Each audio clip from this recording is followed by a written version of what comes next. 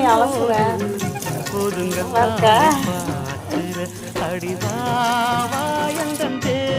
மருதாணி போட்டியா?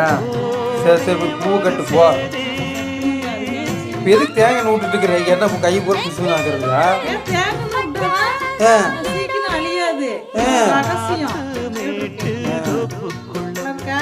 இந்த எண்ணெயெல்லாம் பூ கட்டு சொல்லாது எனக்கு. நான் பூ கட்டு வர மாட்டேன். அந்த வேலையெல்லாம் செய்ய மாட்டேன். நீயே காட்டணும்.